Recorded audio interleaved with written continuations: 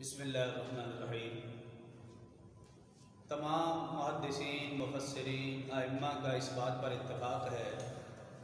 کہ اسلام میں 3 خواتین سب سے افضل ہیں: حضرت خدیجہ الکبریٰ، حضرت عائشہ صدیقہ، حضرت فاطمہ الزہرا رضی اللہ عنہن۔ حضرت خدیجہ الکبریٰ اور حضرت عائشہ صدیقہ رضی اللہ عنہما یہ رسول اللہ صلی اللہ علیہ وسلم کی زوجہ محترمہ ہیں، اور حضرت فاطمہ الزہرا رضی اللہ عنہا یہ رسول اللہ صلی اللہ علیہ وسلم کی لخت جگر صاحبزادی ہیں۔ رسول اللہ صلی اللہ علیہ وسلم کی جو ازواج ہیں ان کے متعلق قرآن نے ہمیں عقیدہ دیا۔ 21واں پارہ سورہ احزاب رکوع نمبر 1 فرمایا: النبی اولیٰ بالمؤمنین من انفسہم وازواجہ امہاتہم واولو الارحام بعضہم اولیٰ ببعض فی کتاب اللہ۔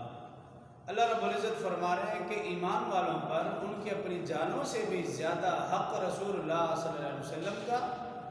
رسول اللہ صلی اللہ علیہ وسلم کے بعد رسول اللہ صلی اللہ علیہ وسلم کی بیویوں کا جو کہ امت کی مائیں ہیں، اور تیسرا نمبر ہے پھر قریبی رشتہ داروں کا۔ یہ قرآن نے اصول بتایا اور عقیدہ بتایا کہ اگر کبھی کہیں رسول اللہ صلی اللہ علیہ وسلم کی عزت حرمت پر، رسول اللہ صلی اللہ علیہ وسلم کی ازواج کی عزت حرمت پر، یا والدین کی عزت حرمت پر مر مٹنے کا وقت آئے تو اپنی جان کی پرواہ کیے بغیر ان کی حفاظت کرنا، ان کے لیے مر مٹنا، اس کو ترجیح دینا، یہ ہمیں قرآن نے عقیدہ دیا۔ اور اس کے بعد یہ دیکھیے کہ رسول اللہ صلی اللہ علیہ وسلم کی جو بیویاں وہ امت کی مائیں ہیں، تو ماؤں سے نکاح نہیں ہو سکتا۔ اسی صورت میں 22ویں سپارے میں پھر اللہ رب العزت نے فرمایا: وَلَا أَن تَنكِحُوا أَزْوَاجَهُ مِن بَعْدِهِ أَبَدًا، کہ رسول اللہ صلی اللہ علیہ وسلم کی بیویوں کے ساتھ ہمیشہ ہمیشہ کے لیے نکاح حرام قرار دے دیا گیا ہے۔ اب رسول اللہ صلی اللہ علیہ وسلم کے وصال کے بعد ان کی بیویوں سے کوئی نکاح نہیں کر سکتا، کیونکہ وہ امت کی مائیں۔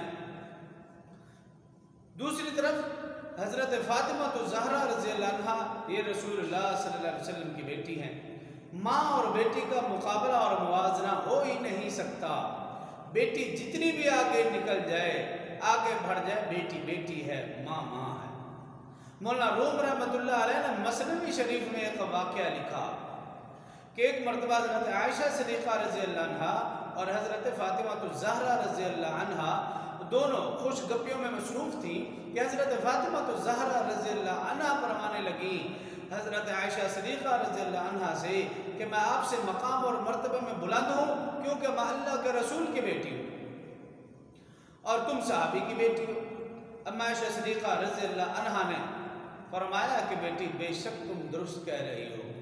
کہ تم اللہ کے نبی کی بیٹی ہو، اور میں آپ کے والد کی یعنی رسول اللہ صلی اللہ علیہ وسلم کے غلام کی بیٹی ہوں، لیکن میں نے آپ کے والد ماجد سے مسئلہ سن رکھا ہے کہ جنت میں پاک بیویاں اپنے شوہروں کے ساتھ جنت میں جائیں گی۔ آپ کا جنت میں جانا بھی یقینی ہے، میرا جنت میں جانا بھی یقینی ہے، لیکن فرق واضح ہے، جب تم جنت میں جاؤ گی تمہارا ہاتھ علی رضی اللہ عنہ کے ہاتھ میں ہوگا، اور جب میں جنت میں جاؤں گی میرا ہاتھ رسول اللہ صلی اللہ علیہ وسلم کے ہاتھ میں ہوگا۔ تو مرتضیٰ کے ساتھ جنت میں جائے گی، میں مصطفیٰ کے ساتھ جنت میں جاؤں گی۔ تو ماں بیٹی کا مقابلہ اور موازنہ ہو ہی نہیں سکتا۔ اور جہاں تک رہی بات حضرت خدیجہ الکبریٰ رضی اللہ عنہا، حضرت عائشہ صدیقہ رضی اللہ عنہا یا دیگر ازواج مطہرات، ان میں اور حضرت عائشہ میں ایک فرق واضح ہے۔ دیگر ازواج مطہرات وہ پیدائشی مسلمان نہ تھیں، ان کی تربیت کرنے والے اور حضرات تھے،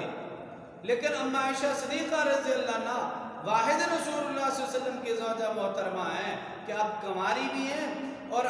جب آپ پیدا ہوئی تو مسلمان تھیں، مسلمان گھرانے میں پیدا ہوئی، ایماندار گھرانے میں پیدا ہوئی۔ آپ کی تربیت کرنے والے 2 عظیم لوگ ہیں، حضرت ابوبکر صدیق رضی اللہ عنہ اور رسول اللہ صلی اللہ علیہ وآلہ وسلم۔ یہ 2 عظیم ہستیاں آپ کی تربیت کرنے والی ہیں۔